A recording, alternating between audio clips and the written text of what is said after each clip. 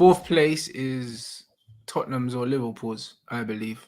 I don't believe Newcastle have what it takes. I think when we smash them on the weekend, yeah, the wind out of their sails is gone, mate. You know what I mean? I've never been convinced by them. Like any team that has that many draws, like you got a lot Yeah. to do to impress me in it. And even when you look at their attack, it's awful. Everyone was saying, for instance, they're doing this without Saint Maximin and without Isak. But bro, like, them two are not really prolific anyway. Like Saint Maximin ain't a prolific goal scorer. Do you know what I'm Right. saying? He's a talisman for them, but like he's not a goal scorer. You know what I mean? So I don't know. I don't know where these goals are coming from. And yeah, I think sooner or later, bro, I think they're gonna finish like sixth. I'll be honest. I think they're gonna fall right down. They fall perfectly into the category we were just talking about, Rants. I think Newcastle are a good team, right? They're a good team, just good, right?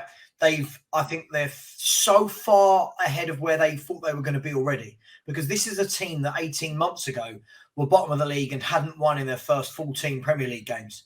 And everyone was saying that these guys could have been taken over, got billionaire owners. They could be in the Championship next year. Do you remember, right? Everyone was saying they're going down.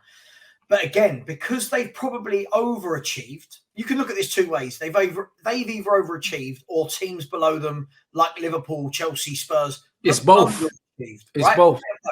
But listen, for me, I think Newcastle should be fifth or sixth. I think sixth place would be a great finish for them. European football, they've got the funds now.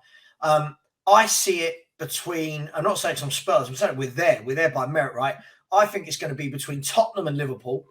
And Liverpool are just starting to get back their players as the business end of the season is approaching. Yeah, and that's why I think that they might go on a run now.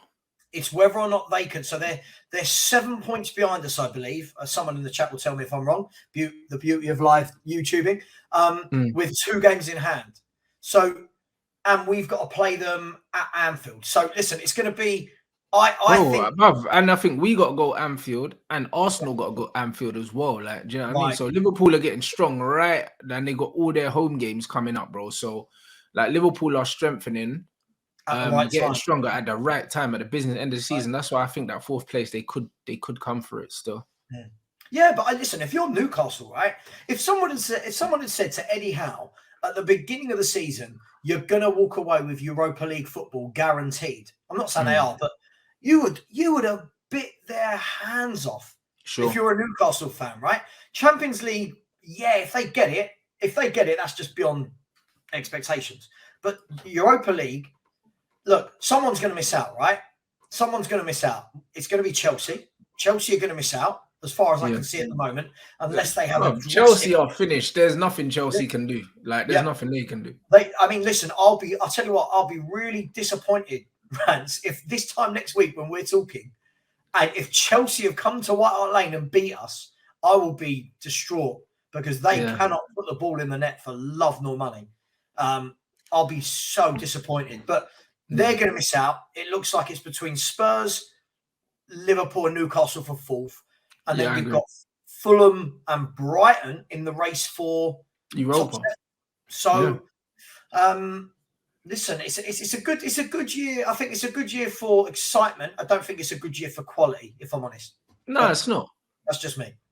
No, it's not at all. You know what I mean? And that's why, like, it's important to keep everything in context. That's why with United, I'm not getting too carried away in it, because I know that a lot of these games is similar to when Oli first came in. Like, there were times where we were battering teams, but we were scoring like 3 goals in the last 10 minutes of games, and it was making the scoreline look a lot better than it was. Like, large spells of the game weren't very good, innit? And still right now, when I'm watching Man United play, it's large spells of the game are not very good. And large spells of the game, players aren't very good. Do you know what I'm saying? And that's just what it is. Like, Rashford's scoring loads of goals right now. I'm super, super happy. Do you know what I'm saying? But over the balance of 90 minutes, not much has changed. Same goes for Bruno. Over the course of 90 minutes, not much has changed. Still doing a lot of bollocks. Still not really can't see man on the pitch.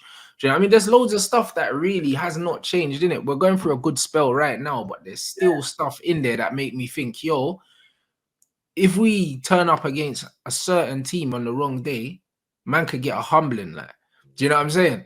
And that's kind of what it's looking like to me. So that's why I'm just staying grounded, yeah, and I'm making sure I keep an eye on exactly what we're doing, because that first half against Leicester, if we go in 2-0 down at half time, it's mad.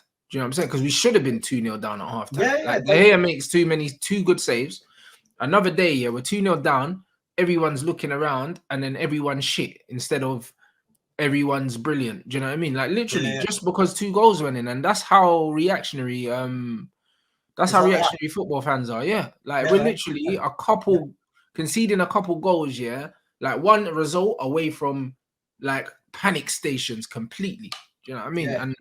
And this is what it is. People can say that it's us not having a DM, and yes, it is. But the point is, we got away with it. Do you know what I mean? The games without Casemiro, the 2 Leeds games, and that last, we absolutely got away with it. Like that's what it was. The thing is, what I would say as well, I mean, to be fair to Man United, and look, you know, last couple of games I've watched you haven't looked great, but you've done what's needed, right? With Leeds and Leicester.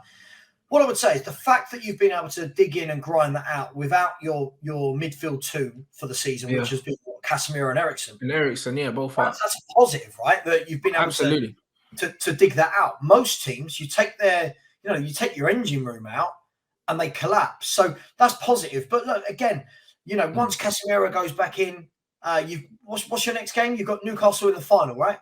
We've got Barca on Thursday. We're going to smash Barca, and then we're going to smash Newcastle, and then it's a great week. You know what I mean? I love your confidence. See, as a Spurs fan, I don't have that. Yeah. You won't ever hear me on a stream going, smash them, then we'll smash them. See you next week. Like, nah, because I'd get clipped and that would just fly around the internet. Right? So but listen, a big week for you boys. It's, you know, the Barcelona, I'll be honest, right? Last week, I said this on my show yesterday, and people were calling me an Arsenal fan just because you're not allowed to say anything nice about anyone else. But I watched 2 games, watched 2 games in a row, 2 separate nights. So it was Man City, Arsenal, then Man United, Barcelona. And as a Tottenham fan that watches Conte football, right, I watched those 2 games and was like, I'm just so jealous. Like 4 teams that go for it. Do you know what I mean? Like, your game was brilliant. Your game was a really good game. The Arsenal-Man City game, 2 teams that get the ball down, try and play. Really, from an outsider's point of view, it was great to watch those 2 games. Then I come back to Spurs v West Ham, and I'm like, oh God, this is us. This is what we watch. But look, getting back to it, I think if you beat Barcelona and you beat Newcastle, great, absolutely stunning week for your football club. Probably the best week your football club's had for years, right? Yeah.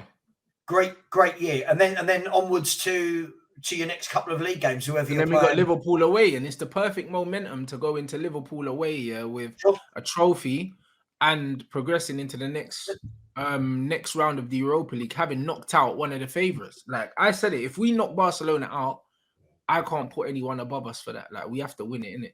We knock Barca out. Now I'm saying we're the best team in the tournament now. So, like, we have to win. I hope you play Roma in the final. I want to see your face, Rants, when Jose knocks you out in the final. Jose ain't doing that, man. I'm telling you, Jose's judge worn off, blood. He ain't got it no more. I'll tell you what.